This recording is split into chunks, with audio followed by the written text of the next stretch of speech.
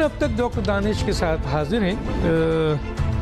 पाकिस्तान में इस वक्त इलेक्शंस का एक समा बांधने की कोशिश की जा रही है। हाँ कि वो पैदा नहीं हो रहा है, वो हालात आ नहीं रहे।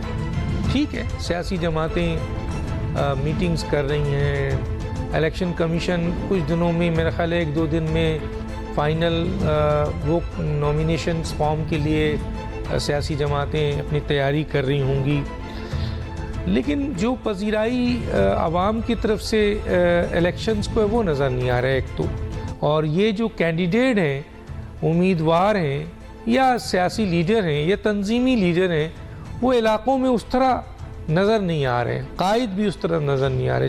जल से जुलूस, या शायद इसकी भी कोई वजह है, टाइम हो। दूसरी तरफ सियासी जमातों में ये बात भी आ रही है सामने कि 8 फरवरी को इलेक्शन नहीं होना चाहिए। शायद उसकी वजूहत ये बताया जा रहा है कि 2 सूबों में लॉ एंड ऑर्डर सिचुएशन बहुत ख़राब है, और ये कि जी फरवरी में सर्दी बहुत होगी, वोटर्स आ नहीं सकेंगे। तो कुछ सियासी जमातें 8 फरवरी को इलेक्शन नहीं देख रही हैं, लेकिन कुछ सियासी जमातें कह रही हैं कि 8 फरवरी को इलेक्शन हो जाना चाहिए हर सूरत में।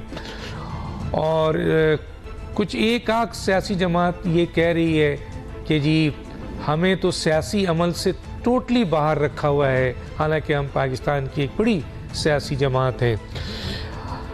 अब कोई ये जो भी इलेक्शंस है, इसमें सियासी जमातों को अब एक जो पुरानी रिवायत हम देखते थे, वो रिवायत ये थी कि जी हर सियासी जमात इलेक्टेबल्स की तरफ भागती थी।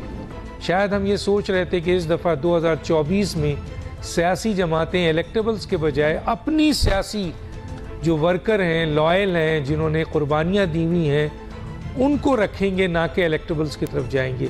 लेकिन बड़ी सियासी जमातों में इलेक्टेबल्स की दौड़ लगी हुई है, और शायद इससे ये अंदाज़ा भी हो रहा है कि सियासी जमातों में का मंशूर इतना मजबूत नहीं है कि अवाम उस मंशूर पर, उस सियासी जमात या उनकी कारकर्दगी इतनी मजबूत नहीं है कि उस कारकर्दगी और मंशूर की बुनियाद पर अवाम उनको वोट दें। इलेक्टेबल्स के पास यकीनन 20, 12, 15 हज़ार वोट होते हैं, और इनको अगर हासिल कर लिया जाए तो आसानी से वोट मिल जाएगा। कुछ सियासी जमातें गेट नंबर 4 की तरफ मुकम्मल निगाह डाले हुए बैठी हुई हैं कि शायद वहीं से मदद हो जाए और इस वक्त और इक़्तिदार उनकी तरफ आ जाए, और इख्तलाफात बहुत शदीद है। ये इलेक्शंस पाकिस्तान का वाहिद इलेक्शंस है, सियासी जमातों ने के स्टेटमेंट के मुताबिक, तज़िया निगारों के स्टेटमेंट के मुताबिक ये मुतनाज़ा हो चुका है। इलेक्शन कमीशन और निगरान हुकूमत अपनी गैर जानिबदारी को कायम रखने में नाकाम नज़र आ रही है। मैं नहीं कह रहा, तज़िया निगार कह रहे हैं, दानिश्वर कह रहे हैं, इंटेलेक्चुअल्स कह रहे हैं, और ख़ुद सियासी जमातें कह रही हैं। क्या नून लीग और PPP आज भी अवाम में मकबूल है? क्या तहरीक इंसाफ अवामी लेवल पर बहुत मकबूल है? क्या वो उसको उम्मीदवार मिल रहे हैं? जिस किस्म के हालात हैं, इस पे बात करेंगे। इसके साथ एक बहुत अहम इशू है, और ख़ास तौर पे ये इशू इस वक्त शदीद इख्तलाफ पैदा कर रहा है, ख़ास तौर पे 2 बड़ी सियासी जमातों और उनके इत्तेहादियों में 18वीं तरमीम की तरमीम के ऊपर, यानी 18वीं तरमीम को ख़त्म किया जाए या उसमें कुछ नई अमेंडमेंट की जाए। इसमें पीपल्स पार्टी और PMLN की काफ़ी शदीद इख्तलाफ सामने नज़र आ रहा है। हमारे साथ हैं आज जनरल कादिर बलोच साहब, अब्दुल कादिर बलोच, रिटायर्ड साबिक़ वफाकी वज़ीर, पाकिस्तान पीपल्स पार्टी से ताल्लुक़ है। आपका बहुत शुक्रिया सर, आपने हमें ज्वाइन किया। डॉक्टर निसार अहमद चीमा, साबिक़ MNA, मुस्लिम लीग नून से ताल्लुक़ है, आपका बहुत शुक्रिया, आपने हमें ज्वाइन किया। सेनेटर हुमायूं मेमन साहब, पाकिस्तान तहरीक इंसाफ से ताल्लुक़ है, आपका बहुत शुक्रिया, आपने हमें ज्वाइन किया। जी जनाब, जनरल कादिर बलोच साहब, आपकी तरफ में आ जाता हूँ। 8 फरवरी का इलेक्शन की डेट आ गई है, सुप्रीम कोर्ट बहुत सख्त है, लेकिन सियासी जमातें की जो गुफ्तगू नज़र आ रही है वो इससे 8 फरवरी को इलेक्शन के लिहाज से तैयार नज़र नहीं आ रहे। फिर जो अवाम है वो भी सियासी माहौल नज़र नहीं आ रहा है। और जो सियासी वर्कर हैं जो होते हैं, और इस मामले में तंजीमी वर्कर जो निकल कर आते हैं, वो निकल कर नहीं आ रहे। और जो उम्मीदवार हैं या तंजीमी ओहदेदार हैं, वो इलाकों में अवाम में उस तरह नज़र नहीं आ रहे। क्या कहेंगे? बिस्मिल्लाहिर्रहमानिर्रहीम। डॉक्टर साहब, आपकी बहुत मेहरबानी, आपने मुझे चैनल पे बुलाया। असल में बेशुमार वजूहात हैं। सबसे पहले तारीख के बारे में 8 फरवरी की जो बात की जा रही है, इसमें कोई शक नहीं है कि इस वक्त हमारे सब इलाकों में शदीद सर्दी होती है और लोगों का बाहर निकलना, पोलिंग के लिए आ जाना, उनको पोलिंग तक बुलाना भी कई जगहों पे नामुमकिन हो जाता है। ये एक हकीकत है, इसमें कोई शक नहीं है। और मेरी पार्टी की अपनी डिमांड है कि इसी 8 फरवरी को और सूरत में इलेक्शन होने चाहिए। मैं अपने पार्टी के साथ हूँ, उसमें कोई शक नहीं है। और इसमें भी कोई शक नहीं कि बलूचिस्तान का जो सूबा है उसमें लॉ एंड ऑर्डर का बड़ा सीरियस प्रॉब्लम है। ये एक हकीकत है, इसके बारे में रोजाना खबरें आप पढ़ते हैं। अब किस तरीके से और जनरली ये जो दहशतगर्दी से मुतल्लिक लोग हैं, इनका जनरली एक नेगेटिव व्यू पॉइंट है फेडरल लेवल के पार्टियों के खिलाफ। और उनके भी जो कैंडिडेट्स हैं, पार्टी है, PTI है या मुस्लिम लीग नून है, वो इतना ज्यादा सिक्योर फील नहीं करते कि ओपनली जाए और कन्वेंसिंग वगैरह करें और वोटर्स को अपनी तरफ अट्रैक्ट कर सके। दूसरी बात, आपने गहमा गहमी की बात की, इसमें कोई शक नहीं है कि इलेक्शन के लिए वो गहमा गहमी नहीं है। अभी 2 महीने रह गए सिर्फ, अभी तक बिल्कुल इक्का दुक्का कहीं पर। मैं खुद भी एक कैंडिडेट हूँ, मेरा भाई वगैरह गया हुआ है 2-3 दिन के लिए, मैं भी हल्के में था, लेकिन उस तरह की गहमा गहमी जो अक्सर होती है वो है नहीं। वजूहात बेशुमार हो सकते हैं। जहां तक हमारी पार्टी का ताल्लुक है, मेरा ख्याल हम बहुत बेहतर पोजीशन में थे और हमारी अब तक मुहिम बेहतर चली है। उसकी वजह यह है कि हमारी क़यादत यहीं पर पाकिस्तान में मौजूद थी और मौजूद है। PMLN को मुश्किलात पेश आ रहा है मेरे समझ के मुताबिक, क्योंकि उनका कायद मुल्क से बाहर था और उनके जो यहाँ पर मौजूद क़यादत थी वो बुरी तरह से फेल हो गए थे उस 16 महीने की हुकूमत के दौरान। अब वो मुख्तलिफ किस्म के वजूहात उसके बारे में बताते हैं, हमारा वो अपनी जगह पे, लेकिन जो महंगाई ने जिस तरीके से लोगों की कमर तोड़ी थी वो नेगेटिव एक बात आ गई। तो अभी उनके कायद आया और उन्होंने जलसा बहुत बड़ा किया। उस जलसे को नैरेटिव बना के, और उस जलसे के अंदर भी अगर आपने नोट किया तो 2017 के बाद उन्होंने जंप करके 2024-23 की बात की। मियां साहब ने दरमियानी अरसे को बिल्कुल छोड़ दिया, PDM की मूवमेंट को, या 16 महीने की ये जो गवर्नमेंट की परफॉर्मेंस थी। तो अभी PMLN वाले चाहते हैं कि उनकी कायद को ज्यादा मौका मिले लोगों से इंटरेक्ट करने के लिए, लोगों को अपनी तरफ राग़िब करने के लिए। फिर अलावा इसके उनका प्लेइंग फील्ड PMLN का पंजाब है और PTI का भी वहीं पर पंजाब है। PTI, इसमें कोई शक नहीं है कि उनसे बेशुमार खताएं हो चुकी है, नो बयान वगैरह वगैरह, वो अपनी जगह पे मैं कमेंट्स नहीं करूंगा। लेकिन अभी तक एक फोर्स है तो वोटर्स का एक फोर्स है टू रेकन विद, क्या वो मेजॉरिटी वाली है या नहीं है, तो ये एक हकीकत है। और इस हकीकत को मेरे ख्याल में PMLN भी महसूस करती है, इसी वजह से बहुत ज्यादा जोर लगाने की कोशिश कर रहे हैं, बड़े बड़े इलेक्टेबल्स को अट्रैक्ट करने की कोशिश कर रहे हैं। नेक्स्ट पॉइंट मैं बताना चाहता हूँ वो PTI के बारे में। PTI का प्रॉब्लम इस तरह से है कि उनकी क़यादत, तकरीबन जो लीडरशिप है, जो थोड़े बहुत अगर नाम थे जिसके बारे में पब्लिक को मालूम था, वो सब के सब इधर उधर हो गए। और मेरे ख्याल में फॉर द फर्स्ट टाइम ये जो बात आपने की कि वर्कर्स को मौका नहीं दिया जाता है और लोग इलेक्टेबल्स की तरफ चले जाते हैं, और इस दफा भी वही कार्रवाई हो रही है। मेरे ख्याल में ये जो नेचुरल आउटकम है इस वक्त PTI का, इस दफा मेरे ख्याल में इनके वर्कर्स ही ये लॉन्च कर सकेंगे, और अगर उनको पजीराई मिली तो एक बड़ा चेंज होगा पाकिस्तान के पॉलिटिक्स में। नामी ग्रामी किस्म के सियासतदान उनके भी बाकी नहीं रहे। This is what I could comment doctor साहब। अच्छा सर, यहाँ पर एक सवाल मैं एक सवाल ज़रूर आपसे पूछना चाहूँगा। एक तो सर, क्या ये जो बड़ी सियासी जमातें जिनके पास कैंडिडेट भी हैं और इस लेवल पर भी हैं और बड़े सिंसियर लोग हैं और पुराने भी बड़े सिंसियर लोग हैं और जिन्होंने बड़ा काम किया है पार्लियामेंट में, उसके बावजूद वो इलेक्टेबल्स के पीछे भाग रहे हैं। इसमें आपकी जमात भी है, PMLN इसमें बहुत बड़ी तादाद में मूव कर रही है। तो क्या इनके मंशूर में कमज़ोरी है या ये आपके समझते हैं कि जी अवाम इनसे बहुत नाराज़ है और इस सूरत हाल में उनका मंशूर या उनकी कारकर्दगी, जैसे आपने जिक्र किया कि 16 महीने छोड़कर वो पुरानी चीज़ों को लेके आते हैं, लेकिन अवाम तो नई चीज़ों को देखती है। तो अवाम की जो सियासी जमातों पर अदम एतमाद हो गया है और मंशूर इनका और कारकर्दगी इतनी अच्छी नहीं है, इसीलिए ये इलेक्टेबल्स की तरफ जा रहे हैं ताकि शॉर्टकट बुनियादों पर जीत कर पार्लियामेंट में हुकूमत बना सके। क्या ये है सर? डॉक्टर साहब मेरी आवाज आ रही है? जी जी आ रही है सर। डॉक्टर साहब ये बात आपने बिल्कुल सही की और आपके जो कमेंट्स पे तस्वीर कर लेना मेरे ख्याल में मुनासिब नहीं होगा। मसला दरअसल ये है कि जो पार्टी वर्कर होता है बेचारे अक्सर वो निचले तबके से, लोअर मिडिल क्लास से उनका ताल्लुक होता है, फाइनेंशियली उस पोजीशन में नहीं होते कि वो इलेक्शन के एक्सपेंसेस को बर्दाश्त कर सकें। इलेक्शन आजकल बहुत ज्यादा एक्सपेंसिव हो गया, इतना एक्सपेंसिव हो गया कि आप सोच नहीं सकते। मेरे अपने सूबे में अभी आप मुझे बता दीजिए, जो हल्का जहां से मैं इलेक्शन करना चाहता हूँ वो है 98,600 स्क्वायर किलोमीटर के ऊपर फैला हुआ है। एक अगर मैं चक्कर लगा लूं राउंड अपना, तो उसमें मुझे 5,500 किलोमीटर जो है ट्रेवल करना पड़ता है।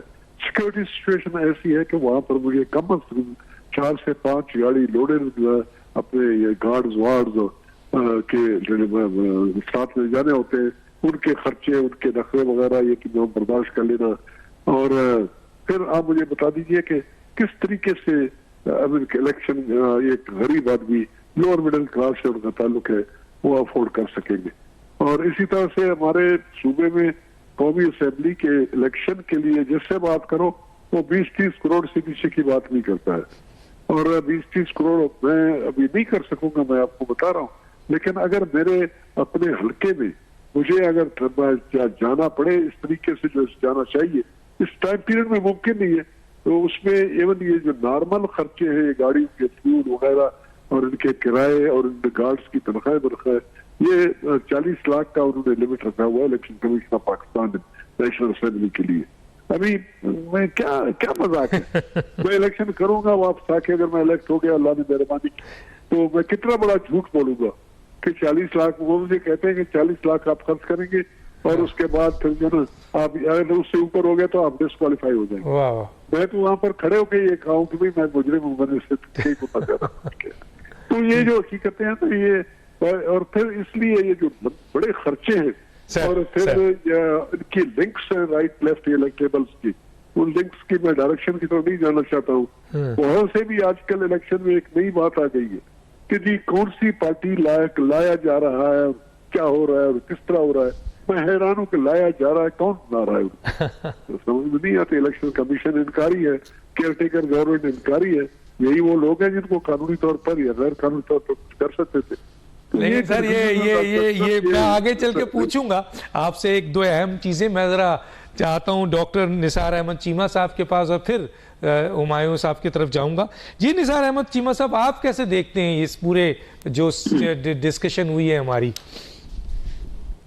देखिए, गुजारिश ये है कि इलेक्शन की जो गहमागहमी सही शुरू होती है या रूज पे पहुंचती है, वो इलेक्शन शेड्यूल आने के बाद आती है। वो उसी में गर्मी और उसमें तेजी आती है। इससे पहले पंजाब में तो बहरहाल मुख्तलिफ हल्कों में छोटी मोटी गहमागहमी तो शुरू हो चुकी है। अवामी राब्ता मुहिम तकरीबन तमाम कैंडिडेट्स जो हैं, कम से कम हम तो अपने हल्कों में देखते हैं कि थोड़ा बहुत राब्ता जो है वो सियासतदानों का तो राब्ता वैसे मुसलसल ही रहता है, लेकिन यह है कि अब इंतखाबी उस तनाजुर में भी ये है कि अब राब्ते मैं समझता हूँ पहले से ज्यादा हो रहे हैं और इलेक्शन शेड्यूल आने में कोई ज्यादा टाइम नहीं है।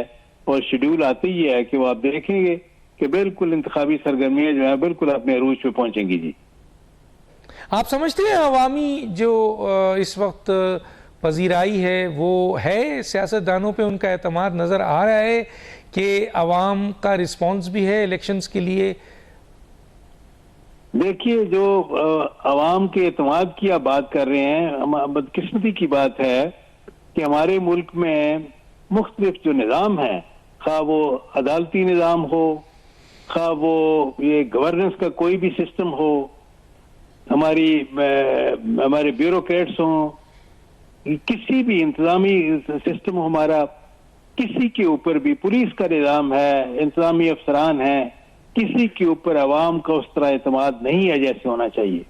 ये ट्रस्ट डेफिसिट बिल्कुल मौजूद है, और ये सिर्फ ये कि इंतखाबी हवाले से नहीं है, हमारे जुडिशल सिस्टम के ऊपर अवाम का कोई एतमाद नहीं है। आप किसी राह चलते आदमी से पूछ लें, सर्वे करवा लें, मैं समझता हूँ कि 90% ज्यादा लोग कहेंगे कि हमें इस अदालती निज़ाम से इंसाफ की तवक्को नहीं है। पुलिस अफसरान के बारे में आप पूछें, आप ये लोगों से पूछें कि थानों में, ठीक है, बिल्कुल आप सही कह रहे हैं, आप ये सही कह रहे हैं, उनसे बिल्कुल बारे में आपको एतमाद है, तो एतमाद नहीं है। मैं तो यहाँ पर गुफ्तगू करूंगा सियासी जमातों के, जिसकी गैलप सर्वे रिपोर्ट भी आई है सर, उसमें तकरीबन 38-39% है। मेरा एक सवाल है सर, मैं चाहता हूं उसका जवाब लूं ताकि आपसे, इंतजामिया पे तो, पुलिस पे और दूसरी चीज़ों पे और इवन निर्दलिया पे एतमाद का तो जो हाल है वो तो आप भी जानते हैं। मेरा सवाल ये कि सर इलेक्टेबल सियासी जमातों के लिए अहमियत क्यों रखते हैं जबकि उनके पास सियासी वर्कर भी मौजूद हैं, सियासी लीडर्स भी हैं और कैंडिडेट भी मौजूद हैं? तो क्या उनके मंशूर में कमी है, या अवाम उनके साथ अब नहीं खड़ी है, या और कोई वजूहात है सर? देखिए, गुजारिश ये है कि एक बड़ा इर्तिकाई प्रोसेस है, इर्तिकाई एक अमल है। आहिस्ता आहिस्ता मुल्कों में, मुख्तलिफ मुआशरों में जब ये है कि ये डेमोक्रेटिक नॉर्म्स एस्टेब्लिश होते हैं, मुस्तहकम होते हैं, आहिस्ता आहिस्ता फिर ये है कि इलेक्टेबल्स की अहमियत कम होती जाती है और सियासी जमातों और उनके मंशूर की अहमियत ज्यादा होती है।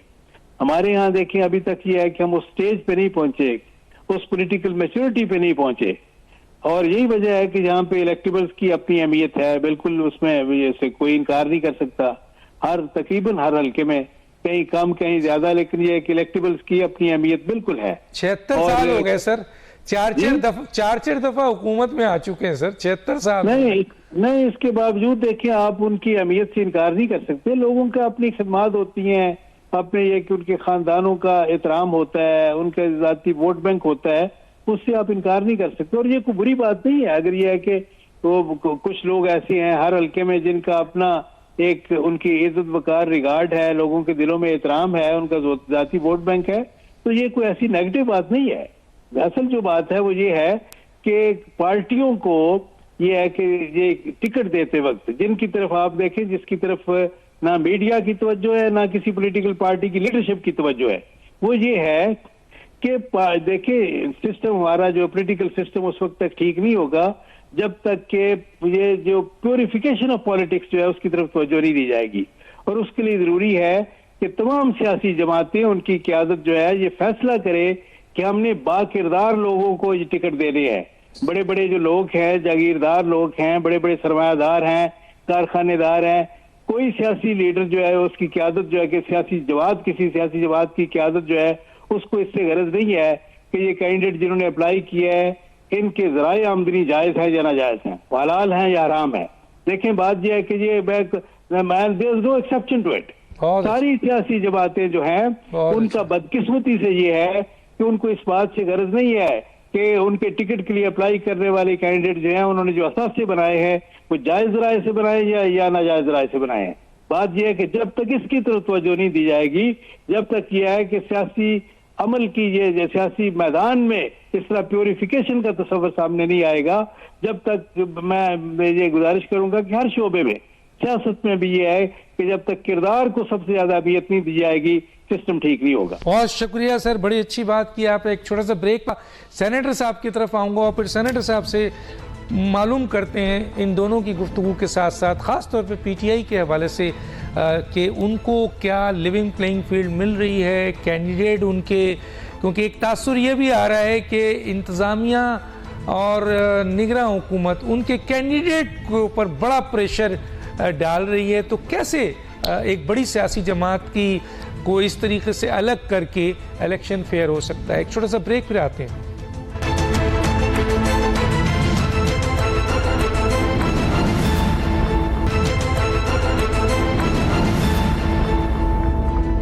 वेलकम बैक जी। सेनेटर हुमायूं मेमन साहब, आप क्या कहेंगे मौजूदा सूरत हाल के हवाले से और ख़ास तौर पर पीटीआई के हवाले से? उनका इंट्रा पार्टी इलेक्शन भी चैलेंज हो गया है। सुना जा रहा है कि जनाब आपको लिविंग प्लेइंग क्या प्लेइंग फील्ड नहीं मिल रही है। सुना जा रहा है कि आपके कैंडिडेट पे बड़ा प्रेशर है। अब आपके पास कैंडिडेट आपको मिल रहे हैं, नहीं मिल रहे हैं, लेकिन तमाम सियासी जमातें ये मानती हैं कि जी पीटीआई का जो वोटर है वो इंटैक्ट है। तो कैसे इन तमाम सिचुएशन को देख रहे हैं सर? बिस्मिल्लाहिर्रहमानिर्रहीम। शुक्रिया डॉक्टर साहब। इस तरह है कि पाकिस्तान तहरीक-ए-इंसाफ का वोटर इंटैक्ट नहीं है, पाकिस्तान तहरीक-ए-इंसाफ का वोटर बढ़ गया है। अच्छा पहले से बहुत बढ़ गया है। क्यों सर? क्यों बढ़ गया? क्यों बढ़ गया? ठीक है, अब मैं बात करता हूँ ना आगे। इस तरह है कि आप जो कह रहे हैं कि लोग सुनने में आ रहा है, सर सुनने में नहीं आ रहा, देखने में भी आ रहा है। ठीक है, देखने में भी आ रहा है। देखने में ये आ रहा है कि जब पंजाब में पाकिस्तान तहरीक-ए-इंसाफ वर्कर कन्वेंशन करती है तो उसके ऊपर लाउड स्पीकर एक्ट लगा दिया जाता है। इससे ज़्यादा शर्मनाक बात क्या हो सकती है? और फिर हम कहते हैं कि ये जो निगरान हुकूमत है ये बायस्ड नहीं है। फिर हम कहते हैं कि निगरान हुकूमत PMLN की एक्सटेंशन नहीं है। कितनी शर्म की बात है। अच्छा, फिर हम केपी की तरफ आ जाते हैं। जब हम केपी की तरफ जाते हैं तो जहाँ जहाँ वर्कर कन्वेंशन होता है उसके बाद मैं मिसाल देता हूँ। मिसाल ये है कि जब शांगला में होता है तो एक तरफ अमीर मकाम साहब शांगला में ही अपना वो वर्कर कन्वेंशन करते हैं, पुलिस उनको प्रोटेक्शन देती है। उसी शांगला में जब पीटीआई करती है तो उस इलाके में जहाँ पीटीआई करे वहाँ आप दफ़ा 144 लगा देते हैं। ये है निगरान हुकूमत जो पीडीएम की एक्सटेंशन है, जो PMLN की एक्सटेंशन है, जो उनके लिए काम कर रही है। इसके बावजूद अब आप बात हो गई थी, हमने कहा था कि मुख्तलिफ लोग छोड़ रहे हैं या मुख्तलिफ लोग उनको तंग किया जा रहा है, प्रेशर हो रहा है। देखिए इस तरह है कि हमने हर पार्टी को देखा है कि वो पार्टी एक ख़ास टाइम पे, जैसे पीपल्स पार्टी थी वो 1988-90 के बाद उसको तोड़ा गया था, उसमें जो है पार्लियामेंटेरियन वगैरह बने थे वगैरह हुआ था। फिर PMLN 1997 के बाद जब उनके 2/3 मेजॉरिटी थी, उसके बाद अगली हुकूमत में टोटल 25 सीटें थी। हर एक पॉलिटिकल पार्टी को वहां पे इस मसले से गुजरना पड़ा है। तहरीक इंसाफ भी गुजर रही है। इसका फायदा क्या हो रहा है? इसका फायदा ये हो रहा है कि ये उस छलनी से गुजर रही है जिसके बाद आपको वो लोग बच रहे हैं जो आपके साथ जरा ज्यादा लॉयलिस्ट हैं, जो जरा ज्यादा है, क्योंकि अगला जो स्टेज आ रहा है वो इससे ज्यादा इंपॉर्टेंट है। सो नेक्स्ट लेवल वाली जो पॉलिटिक्स होने वाली है उसमें आपको वो जो मेरी नजर में वो जो मुनाफिकीन थे उनको आप हटा रहे हो और आप उन लोगों को लेकर आ रहे हो जो नेक्स्ट स्टेज के लिए तैयार हैं। ठीक है, मैं समझता हूं इसमें बहुत अच्छा हुआ है कि पाकिस्तान तहरीक इंसाफ इससे चुक जाए। ये याद रखिए, पाकिस्तान तहरीक इंसाफ वो पार्टी थी जिसने 2018 अप्रैल में अपने 20 पार्लियामेंटेरियन को निकाल दिया था सिर्फ इस बात पे कि उन्होंने अपना वोट गलत इस्तेमाल किया था, पार्टी की बेसिस पे किया था। इससे बड़ा फैसला और सख्त फैसला कोई पॉलिटिकल पार्टी अपने सिटिंग MPs को नहीं निकालती, वो कॉम्प्रोमाइज करती है। हमने नहीं किया। उसका हमें सिला क्या मिला? अगली बार 2/3 मेजॉरिटी। इसी तरीके से इस दफा क्या होगा? अच्छा एक और बात देखिए, अब ये देखिए कि पंजाब पुलिस को देखिए, एक खातून है उसको जेल से 5 केसेस में उनको बेल मिलता है, लेकिन पंजाब पुलिस क्या कहती है? वो कहती है ये खातून जो सनम जावेद साहिबा हैं कि ये खातून एक डेंजरस इंसान है, इनको आजाद होने की वजह से एक क्या कहते हैं सेफ्टी का मसला आ जाएगा, उनको 30 दिनों के लिए अंदर बंद कर दिया है। मतलब आप सर, आपकी हुकूमत, आपकी जब हुकूमत हुकूमत थी तो आप देखिए, मैं उस पर नहीं जा रहा अभी, आपकी जब हुकूमत थी तो आपने अपने सियासी मुखालिफिन के साथ बड़ा गलत सलूक किया सर, बहुत सारे केसेस हैं। मैं तो इस वक्त डिफेंड कर रहा हूं, इसीलिए आप ये उसको मत करें। आप मुझे ये बताएं कि क्या आपके पास वाकई लोग हैं, आपके पास कैंडिडेट हैं, क्या वो आपको फेयर मौका मिल रहा है इलेक्शन का? आप के वोटर जो ने बोला इंटैक्ट हैं, आप इलेक्शन लड़ने जा रहे हैं 8 फरवरी, क्या आप भी समझते हैं कि 8 फरवरी में के हालात सही नहीं है, सर्दी होगी, लॉ एंड ऑर्डर सिचुएशन है, आगे हो जाना चाहिए? अच्छा, इस तरह है कि अब आपने जो बातें की है ना, मैं आपको एक बात बता देता हूं। क्या पाकिस्तान तहरीक इंसाफ इलेक्शन के लिए जारी है? बिल्कुल जारी है।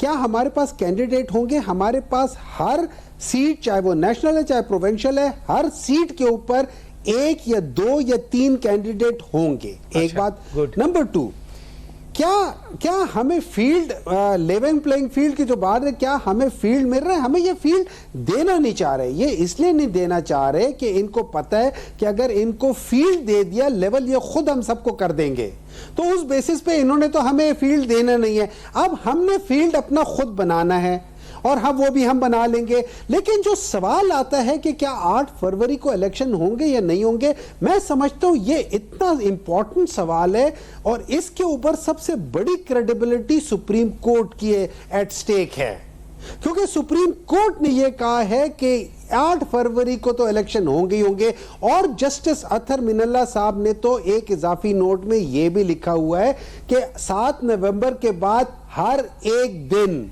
गैर आईनी है।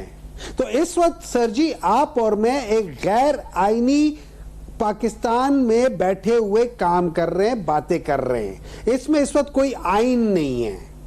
और 2 सूबों की जब हम बात करते हैं, उसमें तो ये 9वां महीना है गैर आईनी हुकूमतों का।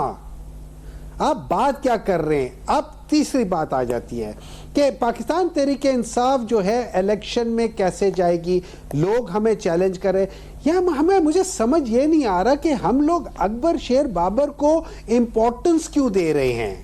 ही is not a member of Pakistan Tehreek Insaf. अगर उनके पास जो कोर्ट का एक चीज थी तो वो भी उस टाइम के लिए थी जिसमें उन्होंने फाइल किया था वो केस, मोस्ट प्रोबेबली। लेकिन उसके बाद तो सबको पता है कि at least he is not a member. So वो किस लिहाज से, किस आइन के तहत वो इसको चैलेंज कर सकते हैं? लेकिन ये बात, ये मुझे बताया चले, ये बात बताएं कि आपका जो पार्टी इलेक्शन हुआ है, आप समझते हैं कि सर ये फेयर है, या दूसरी सियासी जमातों के जो पार्टी इलेक्शन हुए हैं वो भी फेयर है? आप समझते हैं सर?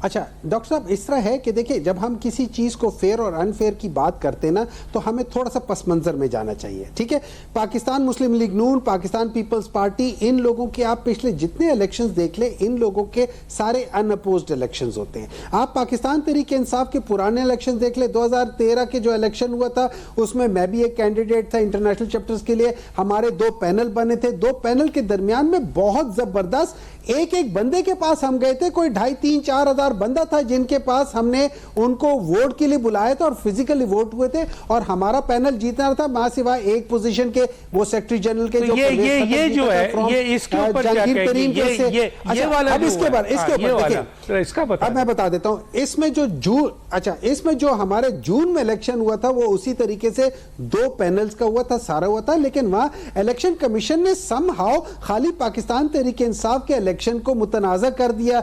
उसके ऊपर उन्होंने कहा हमें आप एक एफिडेविट दे दे। हम लोगों ने एफिडेविट दे दिया, उन्होंने एफिडेविट अपने पास महीना रखा और फिर फैसला महफूज कर दिया। अरे भाई, अगर आपने हमसे इलेक्शन करवाना था तो आप हमें अगस्त के एंड में बता देते कि तुम लोग इलेक्शंस करा लो। आप हमें 2.5 माह बाद बता रहे हो कि जी अगले 20 दिनों में इलेक्शन कर ले, और माशाल्लाह खुद जो है कहते कि हम 90 दिन में नहीं करा सकते। तो अब 20 दिनों में हमने क्या करना है? 20 दिनों में हमने यही करना होगा ना कि हम एक हफ्ता 10 दिन के अंदर जो किया आपने, बस ठीक है। मैं आगे चल के आपसे एक अहम इशू में बात करूंगा। मैं जरा बात कर लेता हूं जनाब जनरल कादिर बलोच साहब। अच्छा जनरल कादिर बलोच साहब, ये बताइए कि इस वक्त एक इशू उठा लिया गया है, ये वाकई इशू है या ये एक फेवर लेने के लिए, इत्तेहाद लेने के लिए ये इशू उठाया गया? 18वीं तरमीम 18वीं तरमीम के खात्मे की बात हो रही है या उसमें ये बात की जा रही है कि मरकज़ को इख्तियार दिया जाएगा, लोकल बॉडीज़ की तरफ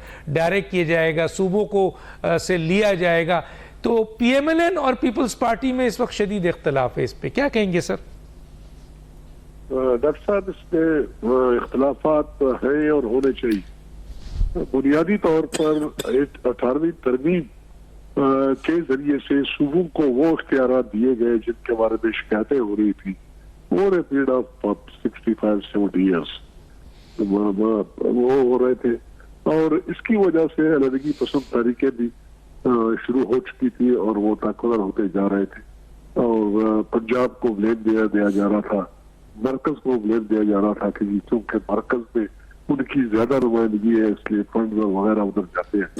तो बहरहाल 18th अमेंडमेंट की वजह से वो सारे मसाइल, जो सारी शिकायतें जो छोटे सूबों को थी जिनकी आबादी कम है, वो तकरीबन फ्रो हो गए, और अभी इस बात की गुंजाइश बहुत कम रह गई है कि वहां पर कोई कौम अलहदगी पसंद कोई सब्जेक्ट ले और कहे कि इसकी वजह से एक्सप्लॉयटेशन हो रहा है, वो हो रहा है। अभी सब के सब लोग जो ना अभी इस वक्त क्रिटिसिज्म है सूबाई हुकूमतों की तरफ कि सूबाई हुकूमतों को सारे रिसोर्स मिल गए, उसके बावजूद वो परफॉर्म क्यों नहीं कर रहे हैं। यानी शिकायतें मरकज से हट के सूबों की तरफ आ गए। अगर इस आईनी इस तरमीम में कोई तब्दीली करने की गुंजाइश है जैसे कि बताया जा रहा है, इस तब्दीली का डिमांड बुनियादी तौर पर उन लोगों की तरफ से आना चाहिए, उन सूबों की तरफ से आना चाहिए जिनको शिकायतें थी 18th अमेंडमेंट से पहले, जो अभी बिल्कुल सेटिस्फाइड है, बड़े आराम से बैठे हुए हैं 7th NFC अवार्ड और 18th अमेंडमेंट के बाद।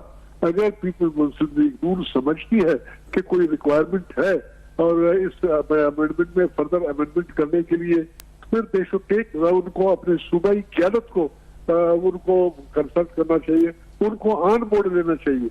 ये कोई रेजोल्यूशन उनकी तरफ से आए शिकायत, पर पंजाब की सारी अपने सिंध की तरफ से आए, KPK की तरफ से आए, बलोचिस्तान की तरफ से आए, अभी वो ये मामलात है 3 सूबे उसके खिलाफ है, और उसके बावजूद वो इसको एक मुहिम के तौर पर चलाने की कोशिश की जा रही है। मैं समझता हूँ ये पंजाब में 18 अमेंडमेंट से लोगों को शिकायतें हैं और मरकज को बड़ी शिकायतें हैं।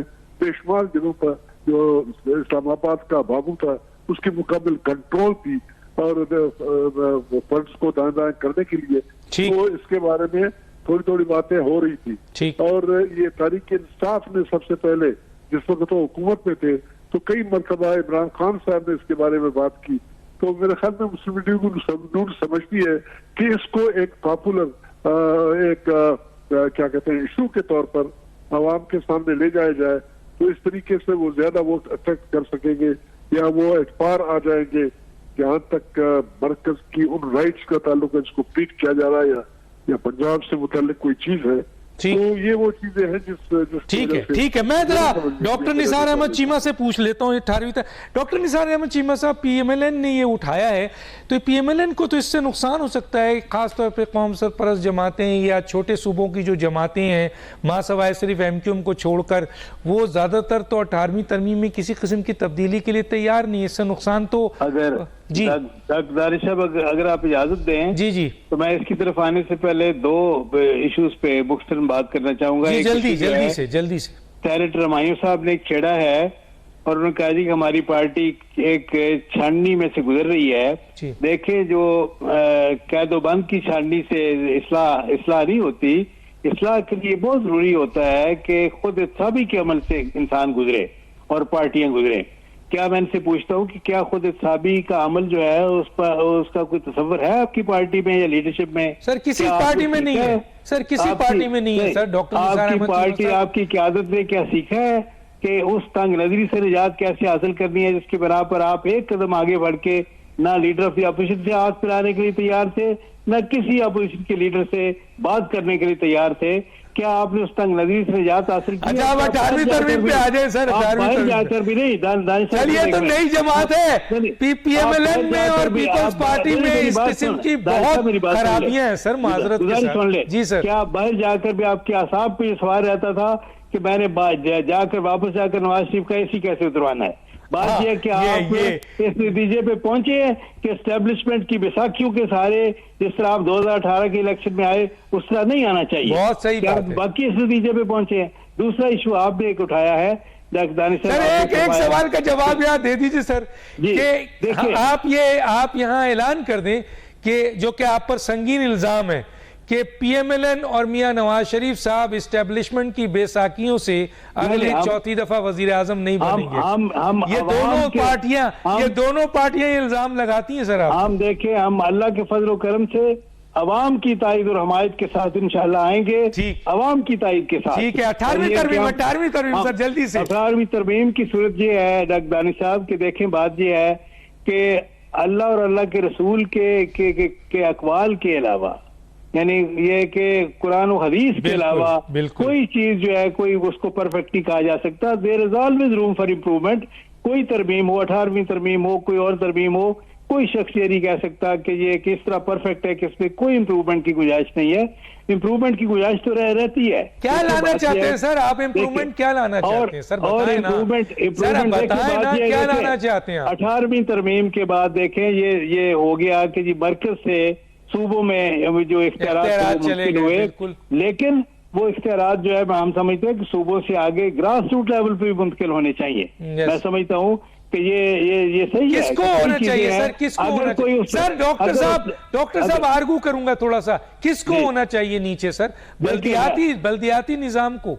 नहीं, बिल्कुल बल्दियाती निजाम भी होना चाहिए। दूसरी बात ये है, नहीं मेरी बात सुनना, सूबों से नीचे जो इख्तियारात जाएगा वो तो बल्दियाती निजाम को जाएगा ना, काउंसलर तक जाएगा ना। मुझे सिर्फ ये बताइए, पीएमएलएन ने बल्दियाती निजाम को कहां सपोर्ट किया है? वो हम बल्दियाती निजाम बिल्कुल ये है कि इंशाल्लाह राइज होगा, बेहतर अंदाज में होगा। लेकिन मैं गुजारिश कर दूं कि अगर किसी तरमीम में 18वीं तरमीम हो या कोई तरमीम हो, जाहिर उसमें अगर कोई तरमीम होगी, मजीद तरमीम होगी, तो ऐवान की 2/3 अक्सरियत के साथ ही होगी ना।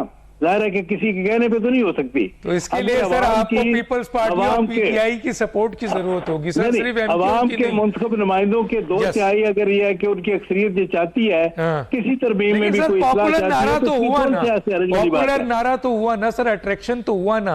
आप पर वैसे ही इल्जाम है कि आप जो है वो इस्टेब्लिशमेंट की बेसाखियों से हुकूमत बनाने की कोशिश कर रहे हैं। तो ये हमने पीटीआई को फॉलो नहीं करना जी, नहीं करना है। बहुत जबरदस्त, बहुत जबरदस्त। एक छोटा सा ब्रेक लूंगा, फिर आता हूं सेनेटर साहब, आप जवाब दीजिए इन बातों का। एक छोटा सा ब्रेक।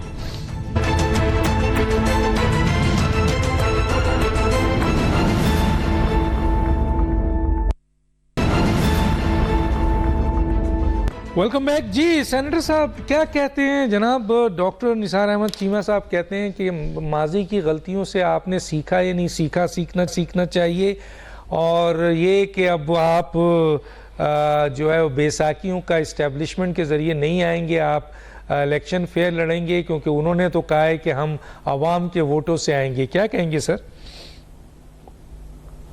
देखिए, इस तरह है कि क्या पाकिस्तान तहरीक इंसाफ अपने माजी की गलतियों से सीख रही है? क्या वो अपने जो गलतियां थी उसके ऊपर रिफ्लेक्शन डाल रही है और देख रही है कि क्या हुआ था? आई एम श्योर कि हम वो कर रहे हैं। देखिए, बात सवाल ये होता है कि जो सवाल पूछ रहे हैं उनसे एक सवाल पूछो कि आज जो उनके कैंडिडेट है और 1985 में जो उनके कैंडिडेट है उसमें कोई बदली हुई है? कुछ भी नहीं, कोई बदली नहीं हुई है। वही के वही लोग हैं। अफसोस तो इस बात का है 40 साल से वही लोग हैं, कोई नया चेहरा तो आया ही नहीं है। सही, ये किसी को क्या कहेंगे? अच्छा, दूसरी बात, 18th अमेंडमेंट के ऊपर मैं छोटा सा कमेंट करता हूं। देखिए, 18th अमेंडमेंट की अपनी स्ट्रेंथ्स हैं और अपनी वीकनेसेस हैं। उनकी स्ट्रेंथ्स को बरकरार रखना चाहिए और उनकी वीकनेस को बेहतर करना चाहिए। मैं ये समझता हूँ ये पाकिस्तान के लिए बेहतर है। इसकी डिवोल्यूशन अच्छी बात है, इसको फर्दर डिवॉल्व करना चाहिए। अच्छा, इसमें सबसे बड़ा जो मसला यह आता है 18th अमेंडमेंट के बाद जो रिडंडेंसीज थी वो हम लोगों ने ठीक नहीं की। हमने बहुत सारी मिनिस्ट्रीज प्रोविंसेस में भेज दिया, लेकिन फेडरल में उस मिनिस्ट्री को हमने और स्ट्रेंथन कर दिया। यहाँ पे हमारे इतने खर्चे हो रहे हैं, हम क्यों कर रहे हैं? क्या ये कोई अकल देती है? नहीं देती है। इस पे भी होना चाहिए।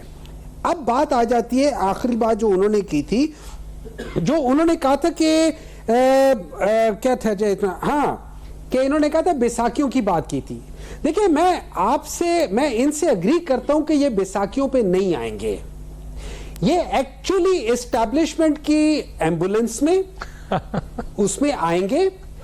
इनको जुडिशरी की ड्रिप लगी हुई है, इनको इंतजामिया की पट्टी चढ़ी हुई है, ठीक है, और उसके साथ साथ इन लोगों को ऑक्सीजन लगा हुआ है। आवाम को ऑक्सीजन है, ठीक है, ऑक्सीजन ऑक्सीजन है। अच्छा, ऑक्सीजन लगा हुआ है, ऑक्सीजन नहीं, ऑक्सीजन लगा हुआ है अलायंस का। अच्छा, ये याद रखिए डॉक्टर साहब, ये याद रखिए, अलायंस 2 टाइम पे बनते हैं, या इलेक्शन से पहले या इलेक्शन के बाद। इलेक्शन के बाद बनते हैं अलायंस गवर्नमेंट बनाने के लिए आपकी स्ट्रेंथ के ऊपर, कि मेरे 50 बंदे, तुम्हारे 20 हैं, मेरी ये स्ट्रेंथ है, तुम्हारी ये स्ट्रेंथ है।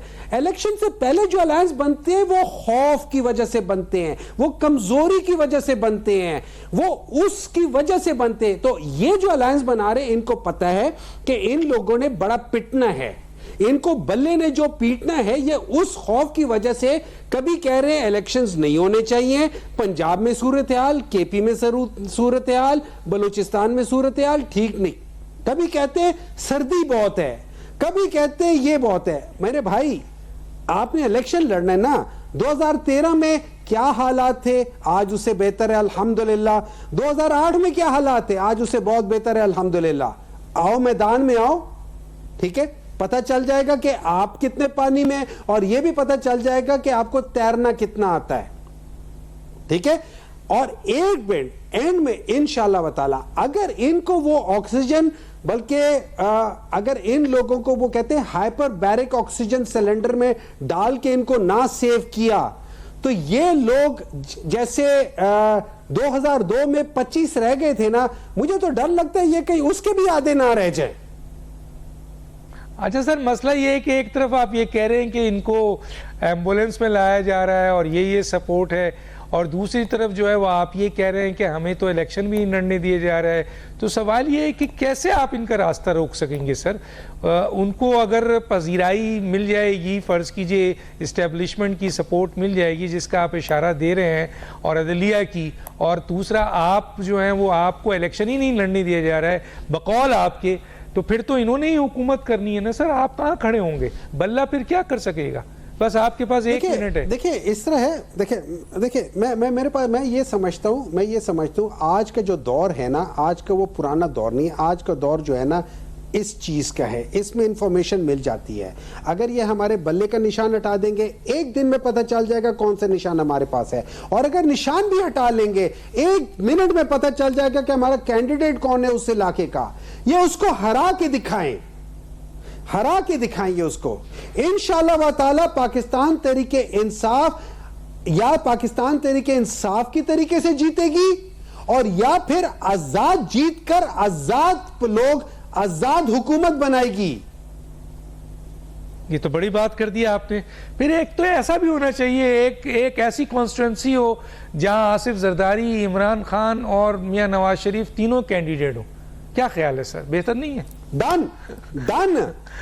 अच्छा मैं एक और बताता हूं, इंशाअल्लाह व ताला जिस जगह से मियां नवाज शरीफ साहब या मियां शहबाज शरीफ साहब खड़े होंगे, वहां से इंशाअल्लाह डॉक्टर यास्मीन राशिद साहबा इलेक्शन लड़ेंगी। जहां से मरियम नवाज खड़ी होंगी, वहां से हम सनम जावेद को वहां से इलेक्शन लड़वाएंगे। ये उनसे जीते। डिसाइड है सर, ये बड़ा डिसाइड कर लिया आप लोग। इंशाअल्लाह ताला। नहीं, डॉक्टर यास्मीन राशिद ने तो ऐलान कर दिया है, और सनम जावेद साहबा को भी हम कहेंगे कि वहां से करे। देखते हैं ये कैसे देखते हैं आवाम किसके साथ है, ये तो इलेक्शन फैसला करेगा। ये पहले से बहुत सारी बड़ी बातें होती हैं। तीनों मेहमानों का बहुत शुक्रिया। डॉक्टर दानिश को याद दीजिए। अल्लाह हाफिज।